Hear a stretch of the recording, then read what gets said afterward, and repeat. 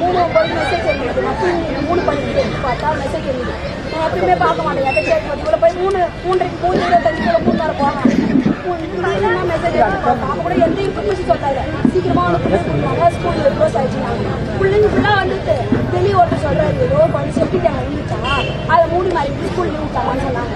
அப்புறமே நான் ஸ்கூல்ல இவங்க கிளாஸ்ல கேட்குறேன், இந்த பிள்ளைங்க எல்கேஜி தானே படிக்கிறீங்க, ஃபர்ஸ்ட் இந்த பிள்ளைய தான் பார்க்க போவேன். நான் அந்த பிள்ளைய விட்டுருவேன். நான் இந்த பிள்ளைய போய் எல்கேஜில ரியலைஸ்மெண்ட் கேட்குறேன். அவங்க கிளாஸ் அவங்க மிஸ் இல்லை வேற மிஸ்க்கிறாங்க. அவங்க மிஸ் என்ன பண்ணணும், என்ன ரியாக்ஷன் மூந்துச்சு வந்துச்சு சொல்லணுமா சொல்லக்கூடாது. இது எத்தனை மணிக்கு நடந்துன்னு சொல்லி நீங்க சொல்லுங்க.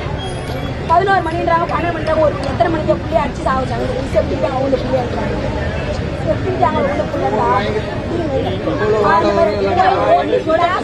கேட்கறாங்க.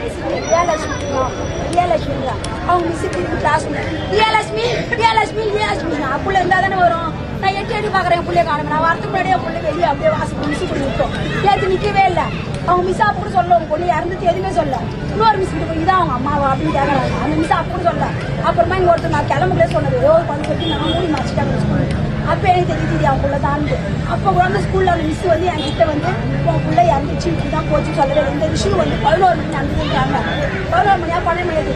ஆனா நியூஸ் ஃபுல்லா ஓடுது. எங்களுக்கு தெரியும் தூணுங்க பிள்ளைய விட்டுட்டு நியூஸ் உலகமே பார்க்குது. எங்களுக்கு 3:30 தான் எனக்கு. அதுவும் நானா போய் எப்பயும் தேடி அப்ப கூட சொல்லல. இதை தாண்டி கட்டிட்டு போறாங்க. இதை தாண்டி கட்டிட்டு போறாங்க.